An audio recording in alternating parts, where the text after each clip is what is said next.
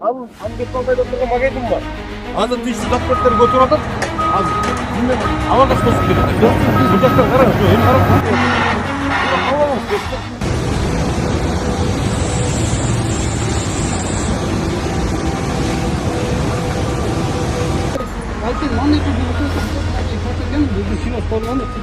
Hazır bu yolga müşteri bayağı çok yer turatu. Hangi bir yaptığını falan bilmem de. Nerede çok bayağı mesle turatu bilmem de. Maşın tezden alındı. Алжақсайды. Alacaksa. Mesle var da öyle değil mi? Neyse кетіп. Бұл сіз бойыңыз. Жергілікті тұрғындарға барлық температура мüşteri жүргізуге жазылып керек. Күнше ишараке жазып отқанда бет тосқын жаратпаңыздар. Әкесі, мен сұранамын сізден. Сөйлестік пе? Әке, азыр андан көрі сіз жинау бастаңыз, экскаватор бұл жерді бастайды. Экскаватор салуға келin. Сабиденші. Азыр салыңыз мен көзде. Бастаңыз, әрбір нәрсеге ше. Неге күтесіңдер мен? Жергілікті тұрғындармен өзіңер сөйлесіп албасаңдар, әлі жоқ, мен келіп отырмын. Көріп отырсың ба? Не қылыш керек біз ақы? Әке, сөйлестік пе әке? Асланбап, сайны бойда сендіғалар қаншылар, тревога, сен кетті кәтті сел. Сайны бойдағылар қаншылар, сенді кетті уже. Lekin men yo'l keyingi xursandman. Lekin o'shanda mesle turadi deyman, şöyle geli anaqa interesni bo'layotganda, o'shuncha cho'ng yer turgan mashinga anaqa qilgan. O'zi liniyada ichkarida. Негізі сайда норматив бойынша 100 метрден кейін пристройка болуш керек да. Эгерде чындап алып карасак, 100 метр нары жылыш керек, анан курулуш керек да. Анда бүт новый участоктон баары жок болуп керек. Эски генплан боюнча негизи 5-категория болсо, жолдун ортосуна 12 метр эсептелсе, ол зданиянын ичине кирип кетет да. Эгерде эски генплан боюнча азыр ички жол деп ошон үчүн 8-9 метр болуп атыптыр да. Чыгада разы болсаңыз болот. Mayli, sonra anlaşlarga. Туугандар, азыр Арстанбап айлык батында жүрөбүз. Борборунда турабыз. Азыр снос иштери башталды. Таластан ротациянын негизинде келген бизге Талайбек Садыкович азыр ардында турат. Башта жаңы эле макулдаштык. Имараттын эси менен 80 см чыгып кеткен экен. Өз эрки менен бул жерде азыр тоско уруксат берди. Жалпысы 41 Сабиденші. 41 объект болчу да бүгүнкү. 44 объект. 44 объекттин ушул жерде өзүңөр элестетип келе 41 объекттин ушул жерде. Ар бири менен келип соттук териштирүүгө чейин ушул баары менен сүйлөшүп отуруп алдык. Мына жерде 2 этаж пристройкалар бар болчу. Бул ойдо турганда мына улуу ойдо турган ушул акыркы кечеги күнгө чейин күтөт. Ушул жерде келип ар бирине келип сүйлөшүп, улам ушуну алдырып айтты күттү. Курбан Жарыкчылык өмүргө кимдер келип кетпеген, жаркыраган аламга кимдер тазим этпеген. Тагдыр жолу татал жол бирөөлөргө кепкенин, а бирөөгө азап менен арман муңун чектеген, ай туңгуюкка кеппеген. Жаралганда дүйнөгө жаңжал салып ыйламай, ал кубатка келгиче ата-энени кыйнамай, эрезеге жеткенде эл мүдөсүн сыйлабай, жаманада күтө. 2023 жылдын 23 июлунда сел жүргөн. Күн сактын болгону менен могул объектине Құрылыш қорының рұқсат еш қағаздары жоқ та. Мына аймаққа бартын сода түйіндерін бартын салып алған. Мына қазір заправкадан баштап келе жатқан бүт объекттердің бартын көмтігін алынып отыр.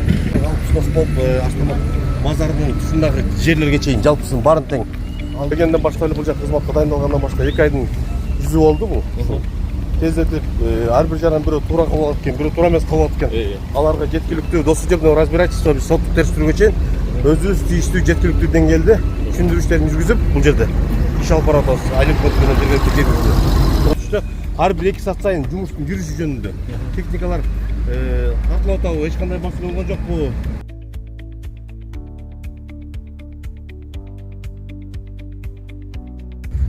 Былтыр билебиз, бул жерде сел аябай катты жүргөн. Кооптуу болуп.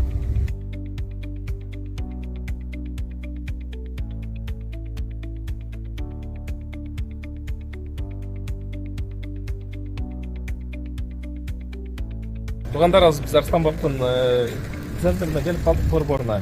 Бул жерде азыр буга чейин БТЧ болуп жаткан жерлер снос болуп, бузулуп мына көрүнүп турат. азыр жогору чыгып баратабыз. Анан бул жакта асфальт жол, анан жан жол дагы түшөт экен. Анан бул жерде түшүн линияны көрүп атабыз.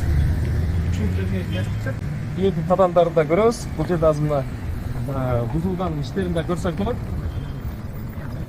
Негизи эле жолдун ортосуна ишкерлер чыга берет да, анан артта жерлер бош жата берет. Былтырда билебиз, бул жерде сел жүргөн. Бул жакта жолдун оң жагында канал бар. Азыр ошол жакты тартып көргөзөбүз.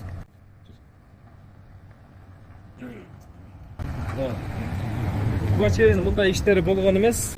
Архитектура, госрегистр, акимчилик мындай иштерди жасаган эмес. Мына буюрса жакшы иштер башталыптыр.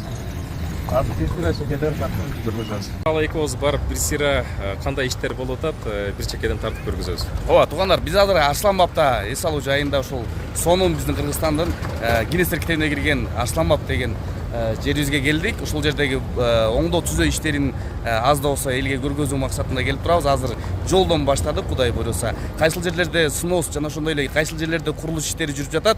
Ошону чогуу биргеликте сиздер менен Айбек агабыз экөөбүз, Айбек Саипов агам экөөбүз чогуу сиздер менен чагылдырып бермекчибиз. Анан буюрса бул жерде Швейцариядай өнүгүп кетсе деген ниетибиз бар. Буга жергиликтүү калкта өз жардамдашса жакшы болмок.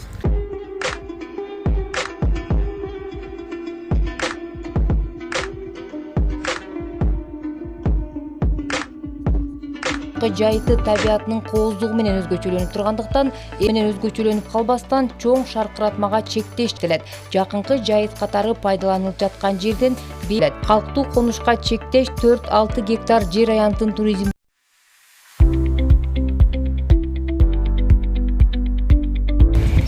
Жакшы иштер болуп атыптыр. Буга чейин негизи Арсланбап тарап көңүлгө алынган эмес да, жакшы. Өзгө алынган эмес, бул жакта сайды тартып койгон. Бул алып кеткен машина окшойт го, Былтыркыбы?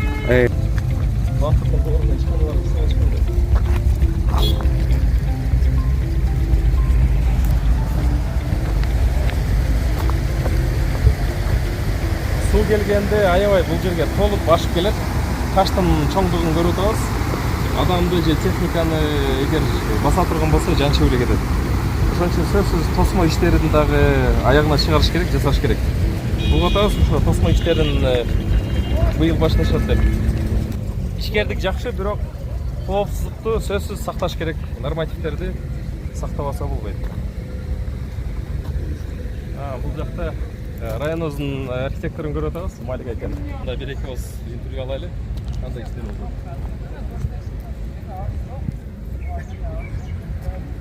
Assalamu alaikum.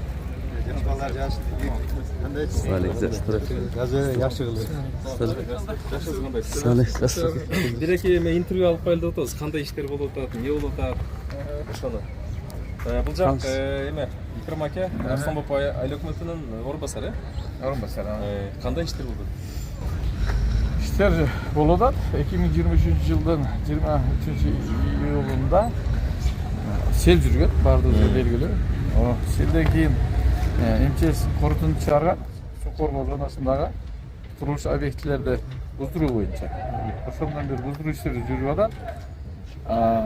Андан кийин элден талап болгондон кийин көрпүнө чыгарып, мындай оңдоо түздөө боюнча облустагы президентибиздин өкүлү район администрациянын жетекчилери колдоосу менен 23 миллион сомдук жолдорду оңдоп түздөө долбоору колдоого алынган. Азыркы күндө мына асфальт басуу этабына келип калды, буюрса. Жалпысынан бу жерде 37 объект бар эле, ошондон экөө эле төртөө калды, калганы бардыгы буздурулду, өз ара сүйлөшүү жолу менен эле буздурулду. Түшүнүшү эле. Эми буюрса эртеңден подрядчиктер асфальт басабыз деп атат. Асфальт басылса жакшы эле болуп калат. Бул жерде демилгечи ким болуп атат негизи? Могу снос иштери, жолду кеңейтүү. Бу жерде МЧСтен заключение чыкты. Суу коргоо зонадагы курулуштарды алдыруу боюнча. Ошонун негизинде райондук мамлекеттик администрациясы и президентибиздин Жалал-Абадтагы өкүлү бул иштерди колго алган да. Ушулардын башкаруусунда, ошолордун колдоосунда биз бу жактан проект жасаттык. Мына Минтранстын каржылоосунда азыркы күндө ушул иштер аткарылып атат. Малик аке, бир райондун архитектурдун башчысы катары кандай силер тараптан иш-чаралар болду? Иш-чаралар биз тараптан азыр айта турган болсок, мыйзамсыз курулуштар бул жерде көбүнчө баягы укук коргоочу гос актысы жана курулушка уруксат берүү иш кагаздарынын баардыгы бул жерде 100% жок. Баардыгын биз азыр текшерип чыгып, разрешительный документтерин бул баарлары деле жокторду полный сотко өткөн. Бул жерге 15 объектиге сотко өтүп, биз бирок соттун чечимин эле күтүп отурбай бул жерде аким менен биргеликте ушул иш алып барып атабыз. Азыр бул жерде 35 объекттин 90% уже бүтүп, бузулуп, немеге келип калды. Бул жерде мына азыр бул объектти да азыр көрүп атабыз. Бул гос акти болгону менен могу объектилерди курулуш корунун уруксат иш кагаздары жок да. Азыр түшүндүрүү иштерин жүргүзүп, нечегеден тазалоо иштери жүрүп атат азыр. Жакшы, мына азыр мына рабочий проекттер могу бүтүп, азыр мына асфальттики. Азыркы кезде ушул асфальт басуу стадиясына келип калган. Бул жол канчанчы категорияга кирет? Бул жол категория. Бул жер өз дептикке мол жерге чейин токтойт. Бул жер айыл өкмөттүн балансында турат. Икрам ака, кайсыл категорияга карап калат бул жол? Жол кайсыл категорияга? Жол 3 категория болуш керек. Бизде мына деп 50 ишканасына караштуу, мына берден бир 500 метр ылдыйракта. Неме бар, столбик. Ошол жерден Розоголонго чейинки 3 категория. Анан мен ошону сурап атам, тиешелүү органдарда. Айылдын ичиндеги жолда бу. Точно категориясы канча келет? Бул жер айылдын ичиндеги жолго кирип калабы? Ички жолго кирет. Ошону ага караганда мындай азыраак болушу мүмкүн да. Ошону бир 5 категорияга кирип калабы анда? Жолдун ортосуна 12 метр келет. Ооба, ошондой болуп калат. Дептин өкүлү барбы жол жакта? Бар. Кайсыл жерде жүрөт? Шурда жүрөт. Деп рейс бар. Бирок бул эми туристтик жол болуп атпайбы? Мисалга кандай болгон учурда дагы туристтик эми районубуздун көркү бул борбордук жолго кирбей калабы ошондо? Эми Минтранска карабай ошондо? Минтранска караган эмес да. Ушул күнгө чейин биз өзүбүз тейлеп келгенбиз. Ошо столбиктен арага у жерде ислам мектебинин өз жагы ошолорго караганда биз айылдык кеңештин сессиясында Асановдун борборуна чейин Минтранска кабыл алуу боюнча чечим кабыл алып туруп, тиешелүү иш кагаздарын жөнөткөнбүз. Бирок тилекке каршы кабыл алынбай калган. Эмне себептен болгонун ал бизге белгисиз. Бирок эми бүгүнкү күндө ушу кеңейтилип азыр односторонний жол почти 15-16 метр. Жолдун ортосунан тротуар менен бирге. И лото бардыгы. Ооба. Тирип өлчөп көрбөйлү анда? Дептики 12 да? Ооба, дептики 12. Аким өз дагы келип калыптыр. Азыр көрөлү. Ана. Assalomu alaykum. Эми районубуздун акиминин катары бул жерде кандай өзгөрүштөр болуп атат борбор боюнча? Кандай жаңылыктар? Бул жакта Асланбаптын борборундагы мынакей азыркы учурда центринде 800 метр аралыктагы жерде асфальттоо иштери жүрүп атат. Бул жерде красный линияда чыгып кеткен объектилер боюнча темиштүү иш аракеттерди жүргүзүп сностор болду. Бул азыр андан тышкары электр тармактарынан бул жерде кечээ бул жакта чыгып кеткен перекидкада 10 апара бар болчу. Аны перекидка кылып бүгүн бул жагына отуруп, бул жол өзү 800 метр аралыгы орто перегородкасы менен эки жагы тротуар менен лоток менен салынып турган жол. Мындан аркы 6 километр аралыктагы жол базылып баштады. Май айынын 12-синде сыйрып башталган ал жолдор июнь 20-сынан баштап асфальттын басуу иштери башталды. Жергиликтүү тургундарга да түшүндүрүү иштери жүргүзүлгөн. Ал жакта дагы жолго кирип кеткен красный линиядагы жолдордун баары тең. Бул жолдо кечээ да келип көрүп кеткенбиз, моп. Үчүнө чыккан жерлердин баары тең кайрадан алып, трамбовать этип иштеп жүрүүдө. Бул жактан азыр бул жакта өзүңүздөр буга чейин эгерде маалымат болсо керек, бул жакта сай жактын беттин баарында тең бул мыйзамсыз тилкесиндеги Ушул жерге туруп көргөзбөйлүбү? Курулуштардын баары тең бул жакка кирип кеткен. Бул жердин баары тең былтыр август айында сел жүргөн, кооптуу мынакей аймакка. Бул жерде соода түмүндөрүн баары тең салынган. Мына азыр заправкадан баштап келе жаткан бүт объекттердин баары тең бүгүн алынып атат. Бул жактын баары тең алып снос болуп, Асланбап базарынын тушундагы жерлерге чейин жалпысын баарын тең алдык.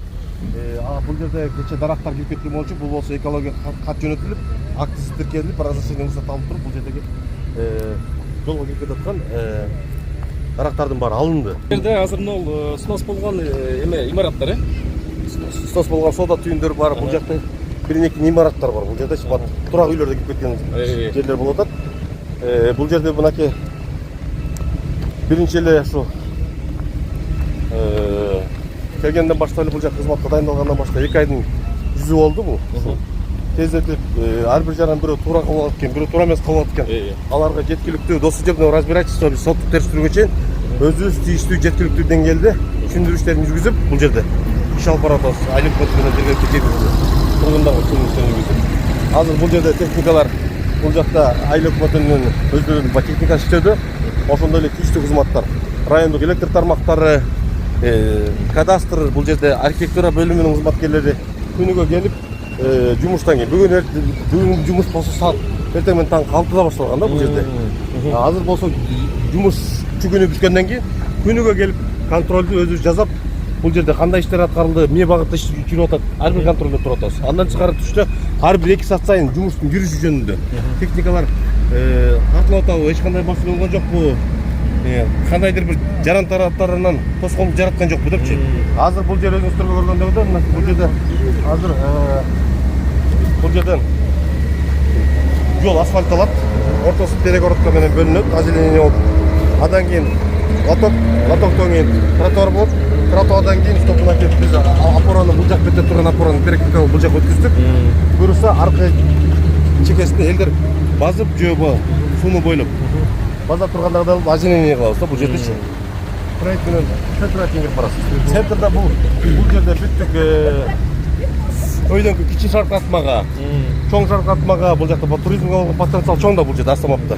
Ушул жакка бараткан туризмге келген жарандардын баарында каттамыл УАЗдар менен ташышат, автомашиналар менен, портерлер менен ташышат. Булардын баары тең өйдөнкү жогорку жака чыгуу боюнча тапшырма беребиз. Ага болбостон эле ылдый түшүп келип центрга толуп аткан учурлары көп. Булардын кечеде тапшырма бердик. Бүгүн болсо 3-күн сайын бул жерде жайма базар деп коет экен центрде. Жайма базарда бүт бар дең бул жака чыгып болот. Азыр бир Алмаз элендагы муниципалдык базарга жер бөлүнгөн бул жакта. Ал бөлүнгөн жерде бүгүнкү күнү эң биринчи кезекте дааратканасын чечүү. Мынакей туристтерге. Табудинч бир жуманын ичинде бүтөт, бир жуманын ичинде бүтөт. Ал чектер болсо. Дааратканын бир жуманын ичинде бүтөт. Эмки жумада бул жерде базар, жайма базар, муниципалдык базарга барат. Биз жолду тозобуз так ошол жака өткүзөбүз. Бул жерде центрде эч кандайдай маселе болбойт. Мына бул жакта карасаңыз, бул жакта карасаңыз, мына азыр биз турган турустан баштап ушул жердин баарында курулуштар бар болчу. Курулуштар бар. Мынакей азыр көрүп атасыңар, бүгүн жетишпей калдык. Бул линияларда перекрыт болду, бул жак беткеде. Ошондо мынакей обзорду көрүп атасыздар го, бул жак Астаматтын центрине кирип жаткан жол. Бул жактан баштап тугандар жолдор. Буюрса туристтерге да жакшы шарт түзүлөт экен. Бул жерде адамдар бар болчу. Соода түйүндөр бар эле, булардын баардыгы сноска кетиптир. Жакшы иш чара башталыптыр. Анан бул жерде соода түйүндө иштегендерге буларга кайсыл жактан шарт түзүлүп берет? Соода түйүндө иштегендер бул жердин баары тең биринчи сүйлөшүүлөр жүргөндө ошол эле муниципалдык базардан буларга ошол жерден жер бөлүп берүү боюнча сунушталды. Аларга сунушталды. Айрымдар макул болгон учурлар да болду, макул болбогондор да болду. Макул болбогондордун мына бүгүнкү күнгө чейин кармап келген ошол жарандар болду да.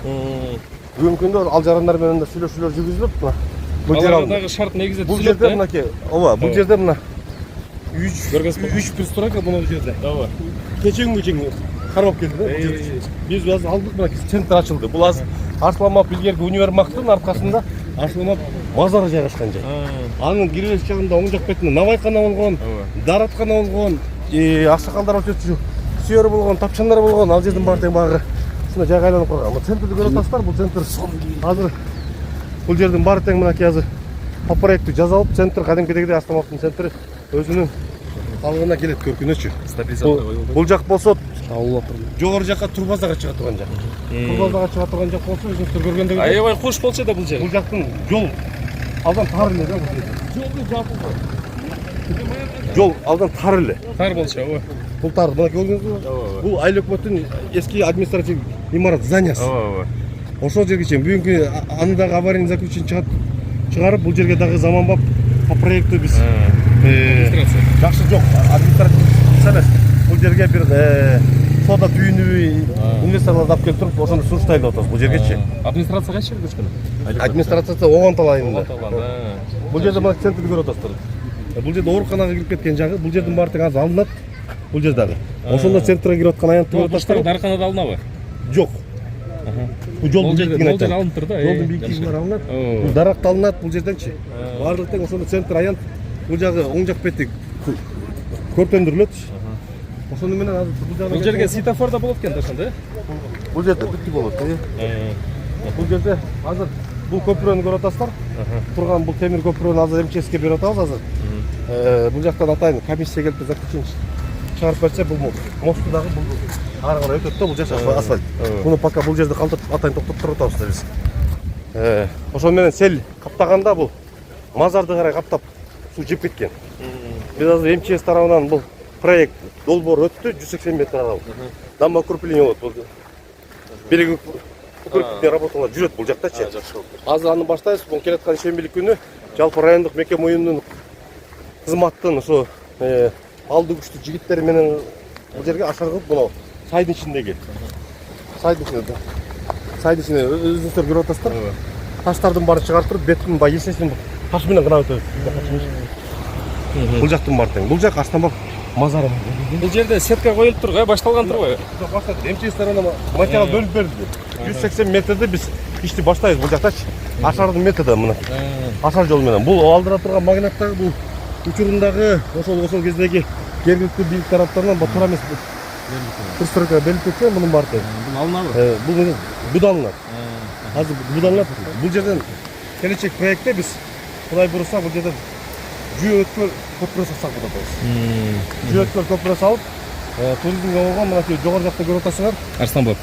Күмбөзү. Бул жактын баары тең жай Астанбек базары. Бул базарга кирип зыярат кылып ушул жерде. Жакын арада Кыргыз реставрацияга качан өттүк? Миң культурага. Кыргыз реставрацияга комиссия келе турган болсо, корпусун чыгарып берсе, бул ушул руханий борборго жайганып турган ушул өзүнүн бул азыркы турган күмбөз 1991-жылы аксакалдардын бага демилгеси менен ашар менен курулуп калган күмбөз да бул. Бул аксиликат менен турулуп турган. Архивке дагы, Академия наукадагы бардык тийиштүү кызматтарга каттар жөнөтүлдү. Азыр баардыгын каттап бере турган болсо, иш аракет жүрүп. Муну көрүп атасыздарбы? Опоранын баары тең бул жакка жылат экен да? Жылат. Жакшы экен. Ошондо центрдин мындай кенейгени адам чоң. Азыр сиздер тиги жагын көрсөңүздөр болот. Мына турган чынар теректер, мына канча 1000 жылдап турган чынар теректер. Булар эки пристройканын ортосунда калып кеткен.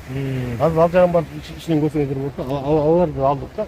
Мунун баарына тең күнүгө тынымсыз ушул жердеги болгон иш аракеттин Жумуш күнүңүз канчада башталып, канчада бүтөт? Жумуш күнү эртең менен саат 7де өзүм ишке 7:30 чейин ишке барып атабыз. Ага чейин бирок по телефону эртең менен 6да ишке салып атабыз. Мына бул жердин баары тең 6да чыгып, тийиштүү кызматтарга, айыл башчыларга айлык өтөрүп беребиз. А жумушчунун бүткөн кезде кайра эле ушул объект жеринде келип контролдоп кечки 9:11-ге чейин болуп калган учур болду. Буга чейин Базаркулдун шаар менен Жазалды менен шаардын ички жолдорду тазалоо боюнча иш аракеттер жүргүзгөнбүз. Ал жакта иш аракеттер боюнча. Экинчи багытыбыз потенциал Астанбек болгон туризм потенциалы элдин көп катмары күнүгө 500 кем эмес туристтер агылып келет бул жакка. Ошондуктан алардын мынакей биз айрымдар өздөрүнүн нааразычылыктарын билдирди да беле. Туризм келип аткан мезгилде ушу жолду чаңдатып кубайлай койсоңор болбойт беле деген маселелерди талаптарды койду. Эми азыр бүгүнкү күнү азыр жергиликтүү тургундардан сурап көрсөңүздөр болот. Булар элдер өздөрү ыраазы да азыр. Бүгүнкү күндө. Анткени себеби бул иш аракетти тезинен колго баштап бүтпөсөк биз болбойт. Мөөнөттөрүңөр жакшы экен, кыска мөөнөттө асфальтты жасап атсыңар, жолдорду кеңейтсиңер. Буга да бир сайыс серт керек да. Жакшы. Ишиңерге ийгилик. Дагы кошумча маалыматтар болсо айтпасаңыз болот. Көзмөнкүргө бараткан потенциал ал жакта чоң. Мункуду билесиздер, Бакаватастан фильм тартылган жайлар бар. Туристтик абда кол жайлар бар, анын үстүнө кен кол жайлоосу бар. Ал жакта дагы жалпы азыр бүгүнкү күндө президентибиз тарабынан ар бир региондогу ички жолдордун барлыгы боюнча акча каражаттар бөлүнүп берилип атат. Ошол жолдор боюнча биздин Көзмөнкүргө 8 километр жол келген. Мынакей Астанбекка жалпысы 6 километр жол келген. Кошумча дагы мынакей 1,5 километрди киргизип, азыр бүгүн Астанбектин борбордук центр жасап атабыз. Муну менен токтобойт деп Кудай буйруса ишенем. Себеп дегенде мындан аркы биздин Ошбишев трассасына чейинки 33 км аралыкта жол бар. Ал жолдун акыбалы да бүгүнкү күндө орто. Ал жерде келе жатканда Арсланбапты өзүңүздөр билесиздер, кыргыз жаңгага өскөн, тарыхка бай, ушундай кооз, керемет bir жай. Эң биринчи кирип келе жатканда эле ошол Кеңеш айыл аймагына караштуу биринчи май айында жаңа туннели бар. Ал жерге туннелге биз приоритет кылып ошол жаңа туннелдин астында LED экранды көрдүк арка түрүндө установкалоону койгонбуз тапшырманы. И жаңа туннелдин ичин жарыктандырууну.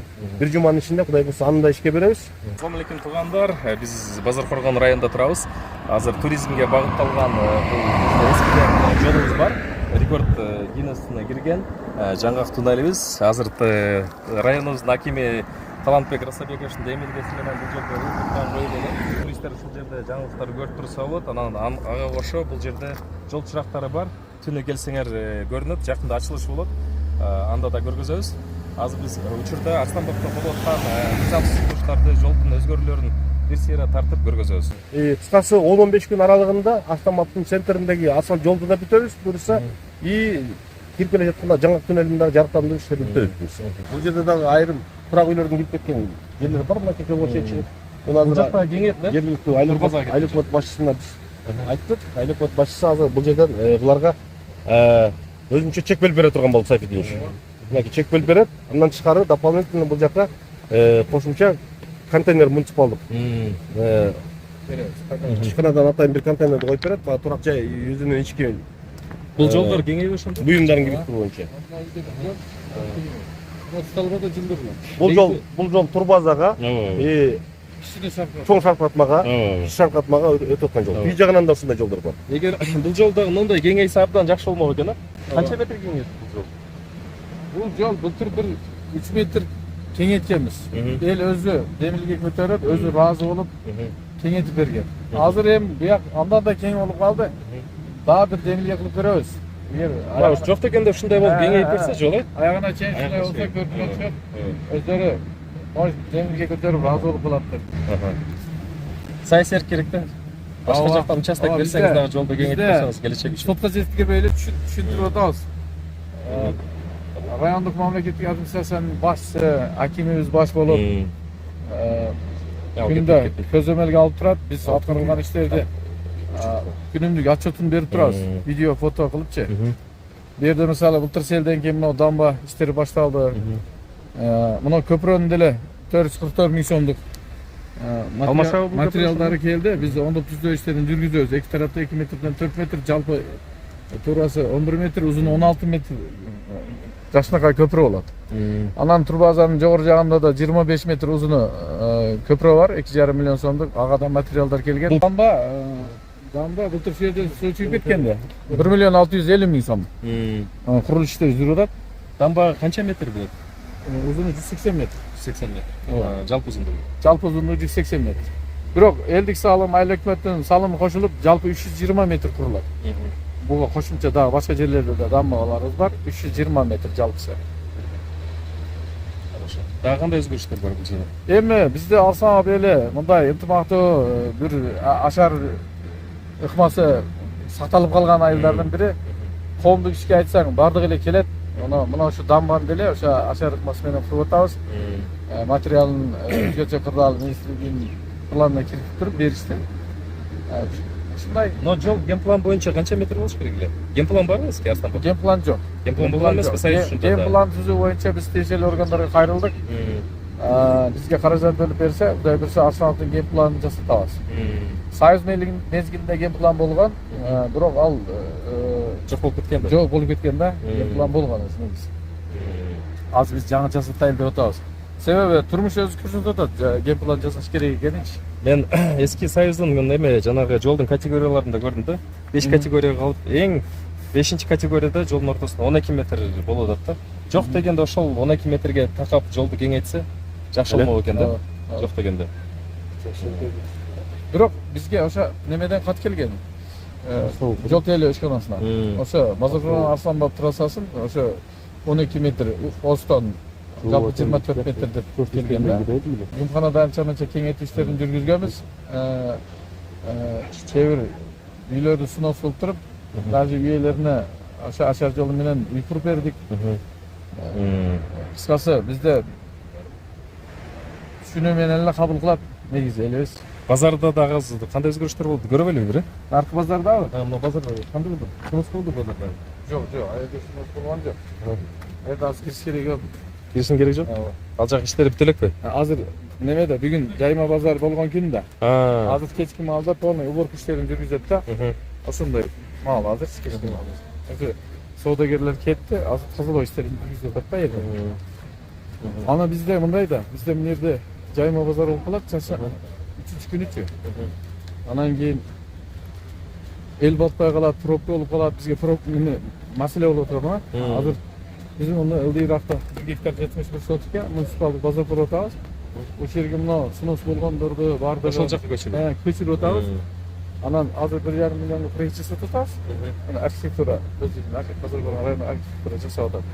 Ошо проект негизинде кийин али жеке өнөктөштөр менен базар курабыз. Ошондо бүт жайма базарды ошол жерге батат. Анан кийин шарт түзүлөт да. Стоянкачы бул жерде болобу? Стоянка жогоруракта 20 сотик жерди расап атабыз. Стоянкага 20 сотик. Анан муну мурдагы айлык имараттын артында бир көзсөт бирөө өзүнүн жеке турак жайын стоянкага берейин деп атат. Жакшы болду. Ошондо биз эгер муну борбордук аякка машина койдурбасак, ушул жерге жогору койдурабыз. Жалпы 25 сотик стоянка болуп калат ошол. Бул жерде ошондо жеке ишкерлер дагы жабыркабайт экен да? Жеке ишкерлер эми жабыркабайт десек туура болбой калат.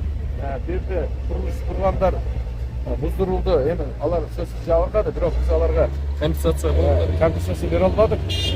Но жер бердик, базардан жер бердик. Ошо бирок ушул убакка чейин булар мыйзамсыз иштеп келишкен да туурабы? Бизде мындай болгон документтер болгон эмес. Документтер барлары да бар. Жоктор деле бар. Булар биз 2000-жылдарда МЧСте деле акча жок, айлык төлөмдө деле акча жок. Даже андан да мурда. Сел жүрүп, но жолдорду жеп кеткен да.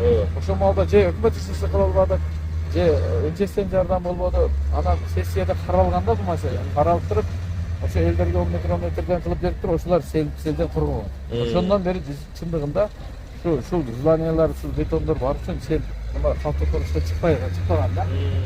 Эми тосуп турган дейсиз. Тосуп турган, мына ал видеодо деле көрүнүп турат. Эми азыр республика боюнча суу коргоо зоналары тазаланып атпайбы? Ошону катарын барсаң алта делесине Сайдын боюнан 100 метр деп айтылган да. 100 метр эмес, бизде 50 метр деп айтылган. Ооба, Алсанбап сайы. Анан бирок айылдык кеңештин чечими менен калктуу коюштун ичин белгилеп бериш керек экен.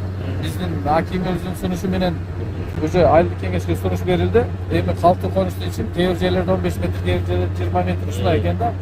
Кеңеш бекитип берсе, ошого карап мындан ары суу коргоо зонасындагы курулуш анда дамбаларда жакшы бекемдеш керек экен. Ошондо болот. Ошондой план кылып атабыз. Хорошо. Анда иштерин бизге тартып коер эле. Биякта эч кандай өзгөрүш жок экен да? Ал жакта мурдагы базар бойдон эле жайма базар ошол жерге кирет, основной. Батпагандарын эми ошо бүт немеге алып түшөбүз да, жаңы базаргачы. Жаңы базардын жери кайсы жерде? Ол ылдыйракта. Бир 600-700 метр ылдыйрак. Анда көрүп болсоң. Ол имараттарда жок болот ошол. Ооба.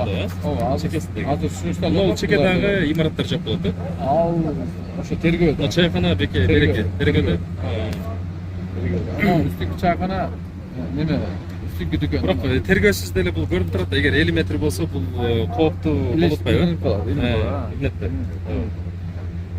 Бирок немеде бул жерде Союз маалда Каптор деген организация бар эле го, ошолордун ашканасы бар экен. Ашканасы менчиктештирилгенден кийин булар ордуна заман бапкылап ашкана курган да. Союз маалда курулган ашкана болчу айыл. Онун арагында Дом бит ал деле Союз маалда курулган, универмагдар. Так, Турбаза мамлекетке өттү.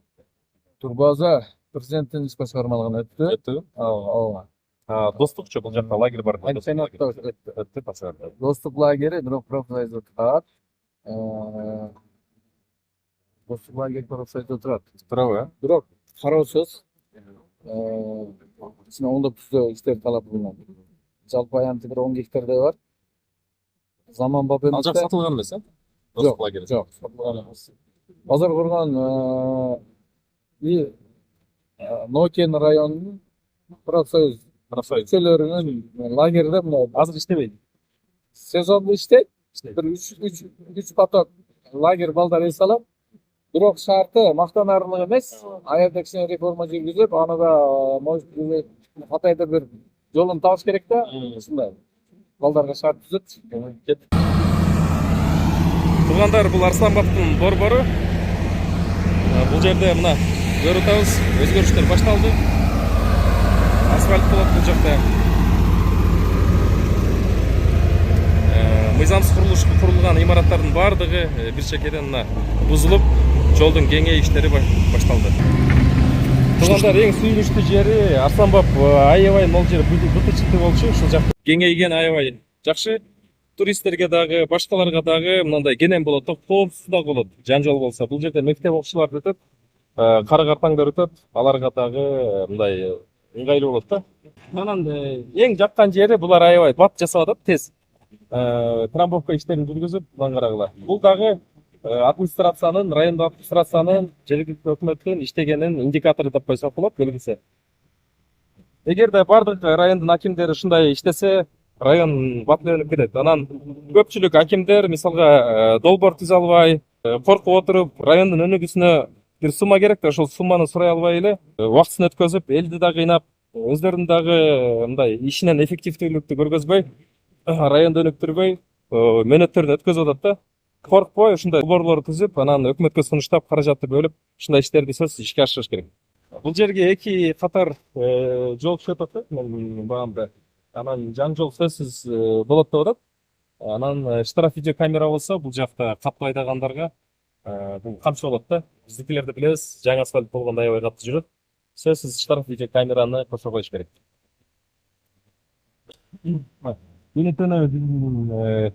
Бир келип текшерип көрөлү дедик, булар кандай иштеп атат мына. Көрүп атабыз, бардык кызматтын өкүлдөрү туруп, аким баш болуп, монтоп иштин башында турат да, көзөмөлдөп. Негизи мамлекеттик ишканаларда саат 6-7 чейин жумуш болсо, ал эми Базар Коргон шаарынын акими азыр саат канча болуп калды? Саат 8-9га чамалап турган учуру. 8:41, эки телефондо көргөзүп атабыз мынакей. 8:41. Мынакей жумуш убактысынан сырткары мындай келип атайын. Айдаганын көрдүм жанагы. Яна жазады. Кайда учасы бу? Асында. Адам каршы була. Не деген иштер да шондой. Ama aç şeyler peki. Burada mı? Yayladı hiç mi orada? Aç bakalım topla. Yayladı.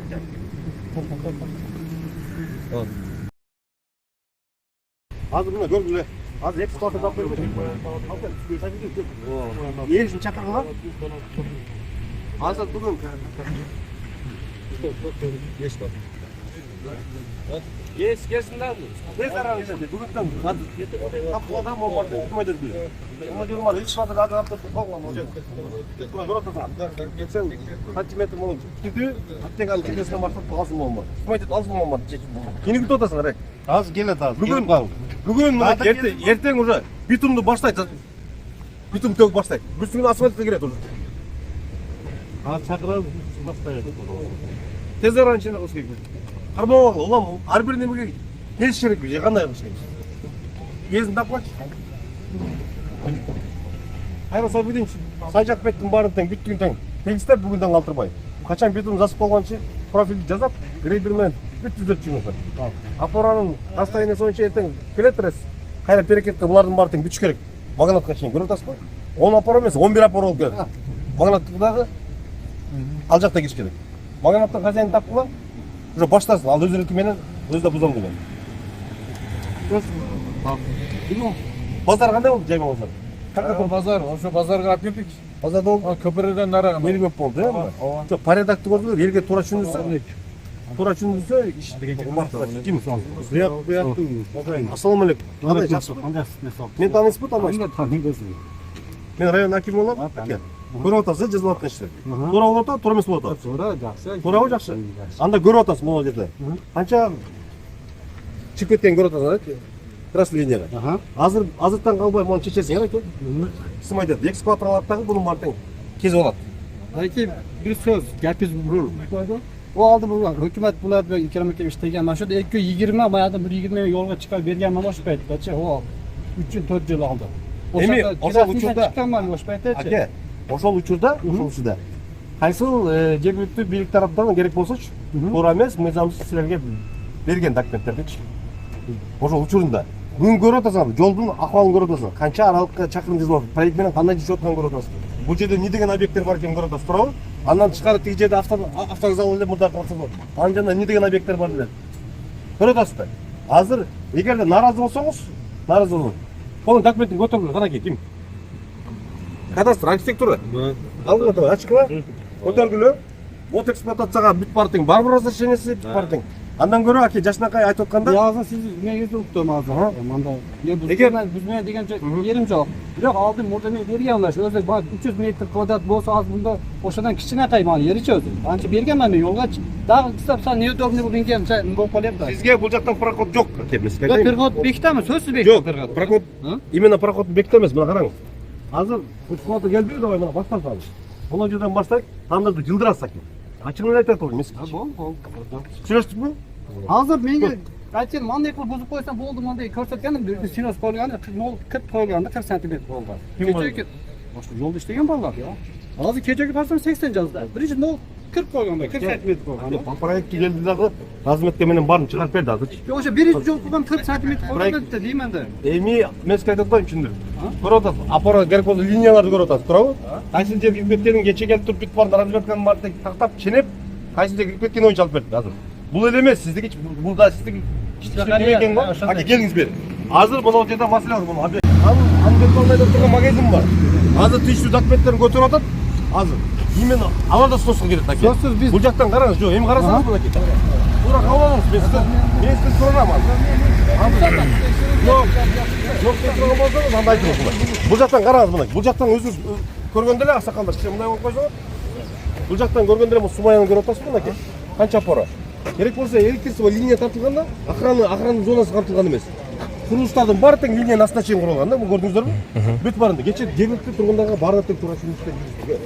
Эмне кылышыбыз керек? Ушунча иш-аракет жасап атканда бир тоскоол жаратпаңыздар. тоскоолукка эри жок. Аке, мен суранам сизден. Сүйлөштүкпү? Аке, азыр андан көрө сиз жыйналып баштаңыз, азыр экскаватор бул жерде баштайт. Экскаватор салга ким? Сабидинчи. Азыр салыңыз мен көрүнчү. Баштагыла ар бир нерсегечи эмнеге күтөсүңөр мен? Жергиликтүү тургундар менен өзүңөр сүйлөшүп албасаңар, али жок мен келип атам. Көрдүңүзбү? Эмне кылыш керек бизде? Аке, сүйлөштүкпү аке? Баштап андан көрө, мына көрүп атасыз. Глобал не деген здание көрүп атасыз. Магнат не деген здание көрүп атасыз аке, туурабы? Бул жерден бүгүн ушундай Астамап деген мынакей өзүңүздөр белгилүү, мына кичи мекениңиздер ушу жер. Yana bir söz айтым бар. Мисалы hazır bu yolga müşetçi bayağıdır çoğu yer turatu qanday bunday sulup qala deyman da. Qayerda çoğu yer? Bayağıdır место turatu deyman da. Maşıncha izdani alındı. Ал жаксайды. Barda место бар да yerdeçi değil mi? Мен сизге айтам, бул сиздин оюңуз. Сиздин оюңуз. Şunu oyun aytepен siz. Сиздин оюңуз. Алардын оюн уксаңыз барбы? Алардын оюн уксаңыз. Сиздикини эмне кылбайсың деген ойду айткан да алар. Түшүндүңүзбү? Болуп түшүндүм. Биздикин бузуп салып туруп, бир 80 сантиметр жер аны эмнеге бузбайсыңар деген айткан. Мен алардын сөзүн айтышым керекпи сизге? Ошо керекпи сизге? Кереги жокпу? Болгондо сүйлөшүп кел. Жакшы. Жалпысы 41 объект болчу да бүгүнкү. 44 объект. 44 объекттин ушул жерде өзүңөр элестеткиле 41 объекттин ичи ушул жерде. Ар бири менен келип соттук териштирүүгө чейин ушуну баары менен сүйлөшүп отуруп алдырдык. Бул жерде азыр Сафиринчте бар болчу архивде. Эки этаж стройкалар бар болчу. Бул ойдо турганда мына угул ойдо турган ушул акыркы кечеги күнгө чейин күтүп атты. Ушул жерде келип ар бирине келип сүйлөшүп, улам ушуну алдырып айтты күттүм. Курбан айттын астына келдик. Айттын эртесинде бузуп бере макулдап колду кармашабыз. Эртесинде келесиң, эртесинде жок. Ушинтип отуруп тынбай жумуштан кийинки убакта биз ушундай объектке келип отуруп бүгүнкү күндө ушул результатка жетип атабыз да. Сонун результат болуптур. Жа могул жерде канчадан бери бузулбай турат эле? Бул азыр көрүп атасыздар мына, келе жатканда эле көрүп атасыздар. Ооба, кенен болуп калыптыр. Бүт баары тең ачылып, жергиликтүү келаткан тургундарга дагы, конокторго дагы жол өзүнүн трассасы менен эртең чөт. Буюрса бүткөндөн кийин бул жерди көрөсүздөр. Ооба. Жарыктандырып, жолдун жээктерин баары тең көрктөндүрүлүп, андан тышкары бул жерде мына өнөр мактасында туруп аткан учурунда ошол жергиликтүү айлык тараптарынан жер берилген да. Менин документим бар дейт, бар эле. Эмне документ десең, колумда посактым бар дейт. Бирок пристройкага эч кимдин эч кандай уруксат кагаз документтер жок. Жогоруда турган Магнат да ошондой. Келишим негизинде эле алган жерди. Бул суу коргоо зонасындагы сай жээктеги жерлер мынакей. Келишим негизинде берип койгон, а булар бүгүнкү күндө кандай стройканы салган көрүп атасыздар. Ооба. Коллега, бүгүнкү күнү жазалаткан жумуштар результат жол атат. Любой душманам көрген адам кызыгатырган болуп калат. Эркекче өзү болбой калган болчу. Акелер, не дейсиздер? Эртең кечке ушул жерде карап турасыздар, өзүңүздөр көзүңөр менен. Ушул жер туура эмес жазып атсак айткыла. Туура эмес болуп атат деп туурабы? Бул жерде өзүңөр киресиңер, мынакей касиеттүү, мынакей Астамов мазары туруп атат бул жакта туурабы? Мазардын ичине кирип барып жатканда эмнелер бар эле? Навайкана бар болчу, ар жер. Ажаткана бар болчу бет маңдайында тура эмеспи? Ар жагында аксакалдар отурабыз деп сүйөрдү коюлган мусордун баарынан толгон болчу бүгүнкү күнү. Ал жердин баары ретке тазалык. Өлкө башыбыз, президентибиз адам баласы туулган жерден баштап акыркы сапарга чейинки жердин баарын таза кырмоо боюнча айтып келет. Күн сайын айтып келет. Ишемдиктерде өзү да чыгып атат, көрүп атасыздар. А бүгүнкү күнү биз жергиликтүү тургундар сизди колдошубуз керек. Азыр мына ошол ажаткананы алдык. Бет маңдайында навайкананы алдык. Бул жер мазар дейбиз. Бул жер мазар болбой эле базар кылып алдык ичине чейин кирип. Не деген инсандар коюлган бул жерде өзүңүздөр билесиздер. Тура эмес паке. Тура эмес паке. Чынар теректерди көрүп атасыңар. Ушул жерде аксакалдар айтып атат. Бизди бала кезибизде эле ушул чынар теректери бар дейт. Ушул стройканын ортосунда курчок алынып кеткен деп атат да. Ошол курчок алынган чынар теректер ачылды мынакей. Аксакал, эмне болдуңар бу жерде? Аксакалдар бири-бириңер менен мелдештиңерби? Эмне деп мелдештиңер? Шашлик бар мага 10 та шашлик. Жок, эмне деп алдырып атып берген? Ачык эле айтпайсызбы? Аким үчүн алдырып кетсе, эмне деп айтышты эле? Жакшы Бири-бири менен аксакалдар бул жерде тамаша ушундай болгон экен да. Эгерде ушул жер бузулуп чынар теректер ачылчу болсо, аксакалдар мынакей бири-бири менен аксакалдардын мүчөсүнүн эң молодой аксакал экен бул киши. Бири-бирине шашлык кылып берем деген экен да мелдешип. Кылып бересизби шашлык? Отура турган жердеби? Именно отура турган жер айыл. Шалдар аксакалдар. Калган жок. Бизге эң Астамовдуки кышта өтө кыйын бизде кышта. Бекерчи эл баардыгы чыгып отуруш керек эми, көчөгө отурушубуз керек. Эми Кудай буйруса, удобство кылып берсең, Кудай буйруса, эми көрүңүз. Сиздерге удобство алгач, келиңиздер. Кел мында, келгиле. Баарыбыз көрөбүз. Көз менен караганда, Осой шам бар. Ооба. баарыбыз көзгөр менен караганда жол.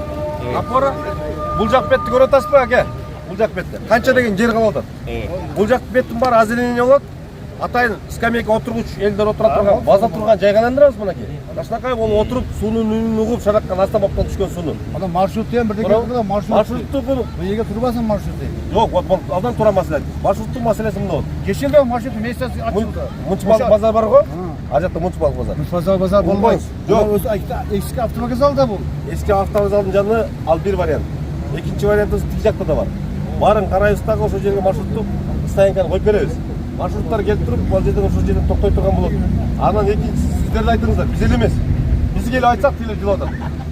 Кичи шаркатпага, чоң шаркатпага ушул жерден багы перевозка тапшырып атат, туурабы? УАЗ машиналар, портерлер тапшырып атат. Булардын баарынан кече түшпөсүн дедик центрге. Бардак болот, көрүп атасыңарбы? Булардын баары өйдөңкү экинчи мостко турсун, ошол жерде стоянка болот. Ал жерде келейди, көрдүңөр да. Кийинкилер болсо, бул жакта машиналар жанагы жерге токтосун дагы, каттанма ошол жактан каттасын. Жергиликтүү тургундар, эч кимге биз тоскоолдук жараткан жокпуз. Шартты түзүп берип атабыз. Ошол шартты туура кылабыз. Мыйзамга баш ийбей эгерде бул жака келе турган болсо, ар бирине тең анда тартиптик чара, административдик штраф төлөтөлүк. Туурабы? Баарыбыз мыйзамга баш ийишибиз керек. Мынакей өлкө башыбыз жаңылануу багытта кандай ой тилек максаттар болсо, ошону ар бир жерде биз аткарууну алышыбыз керек, ар бир жаран. Асфальттан өтүп кетмесин, метр акылгыла. А без менен, без 10 күн аке. 10 күндүн ичинде көрөсүз бул жерде. Анан айтасыз. Азыр келиңиз бир аксакалдар бирөөңөр жакшы бата бергиле. Şu жакшы мына Кашиев менен Садыр Жапаровго дагы жакшы. Баардык не только Асланбек, мына Жалал-Абад, любой жерде өнүкө өтө сонун болот.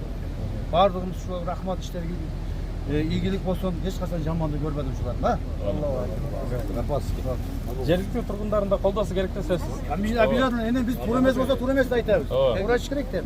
Зато мощный болот. Келечек үчүн Келечек үчүн да бул. Келечек биз эми 60-га чыгып атабыз. Келечек үчүн да. Бурагам сезон шумун өтүп кетпесин эдер акылы кыла. Матин içinde işleyken, şunda katta işlerini beceretken, rahmet bu bolaka, suğumuz hem aytıp olaydı. Hep sizden soramaz. Эми суу Кудай таалам берген, суу көнен көрүп атасыңар, табияттын суусу. Сууну азыр бул жерде самотек менен труба менен кандай салсаңар ушундай напор уруп чыгат тиги жерге аке. Кенем су жок. Ошо баллеге. Эми аке, аке, бuyakta келип аткан түшүп аткан булактын суулары Кудай буйрсачы. Бул жактан водопад туруп тур эмеспи? Бул маселенин баарын чечип ирет менен келет ал. Проект менен келет ал. Эми мындай экен, ушунча түздөлүп жаңыланып келет. Буга чейин кандай элек?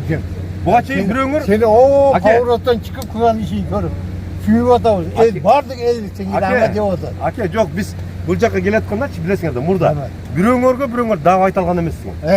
Ачыгын айтып калчы. Doğru. Муну кыл эмне үчүн бузбайт турабы? Деп так айта алган эмессиң. Чын эмеспи, чынбы? Туруп бириңерге кайдыгер мамын ушундай. Бул жерде мазардын ичиндеги нерсени айта алган эмессиңер. Карап турдуңар баарыңар тең. Бир эле адам ушул жерде кармап алганда, курчуп алганда соода кылып атып, эмне үчүн деп карап турдуңар, турабы? Бүгүн кандай акыбалга келди? Бул жер Кудай буйрса, Bundan hem çoğu işlerde işe gel.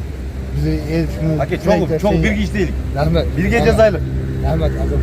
Мынакей бунун баарын жазаткан тапшырма өлкө башчысы президентибиздин койгон талабы. Бизде ошо күнбү түнбү жеринде барып туруп, эл менен жолугушуп, жеринде элге барып жолугуп чечкиле деп атат. Тапшырма милдеттерди коюп атат, көрүп атасыңар, туурабы? Бир гана туура түшүндүрүштөрүн жүргүзүп, колго алыш кылып жардам бергиле. Кайдыгер карап туруп, бул жерде мен келем да.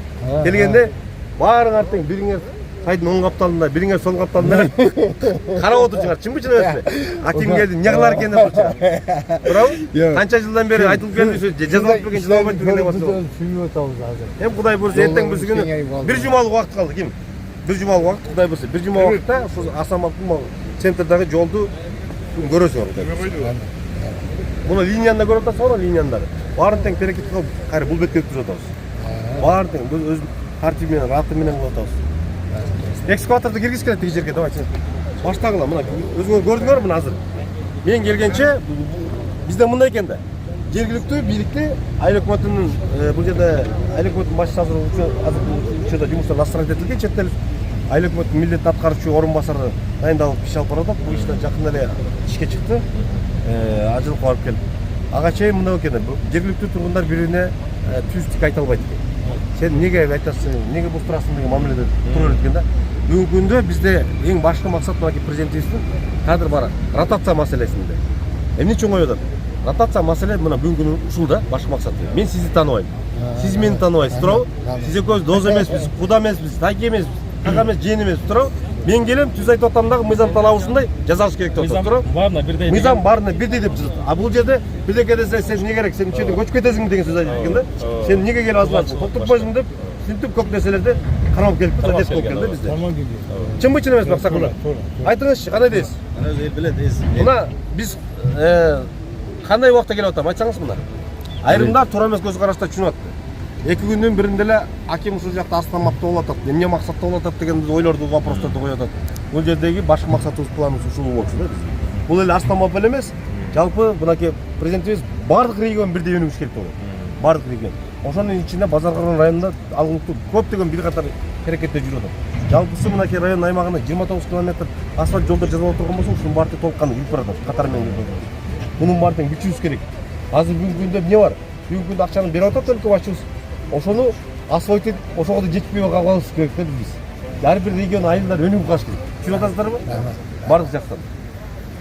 Бир бата дуба бериңиз балдарга. Мына иштеп атат. Күн түн дебей, эртең менен көрүп атасыз. Канчада баштады ишти? Айтыңызчы, канчада чыктыңар бүгүн? Ишти канчада чыктың? Муке, бүгүн канчада? 6:30'da çıktı. 6:30. Эртең менен 6:da башташкан чыгып. Сен 6:30'da келдиң. Yakami. Bundan hem işin iyilikte başladı. Prezidentimizge, teşvikle, Kadir Yapar bir rahmet. Kengem kalıyorsa rahmetine, yollarımız kengeyip bize zor oluyor. Bundan hem yaxşı işlerde, yaxşı ünlülerde. Allah'a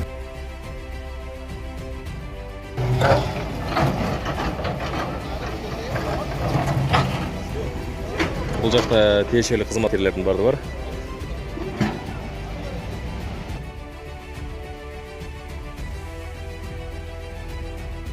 Жана 80 сантиметр дагы ишкер экен. Азыр акимден кол алышкан киши өзүнүн да уруксатын берди. Эч кандай сот моттор чыкпай өз эрки менен бул жерге азыр уруксат берди. Азыр снос иши башталды.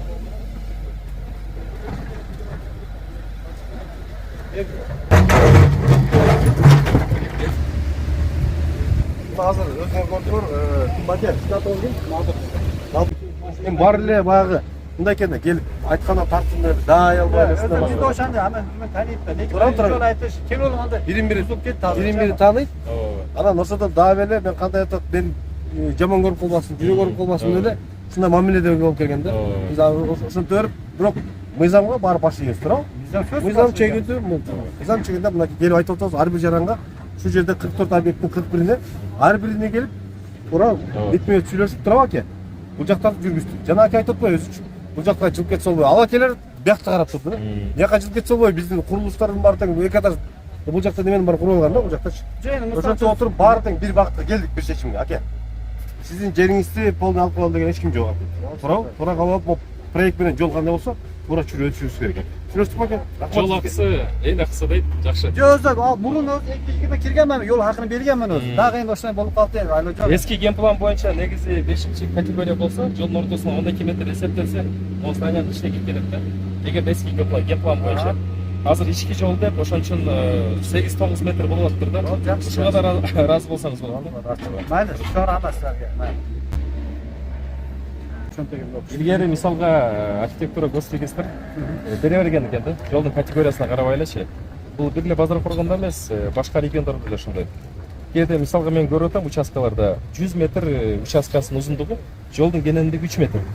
Бир машина батат, эки машина бата албайт да.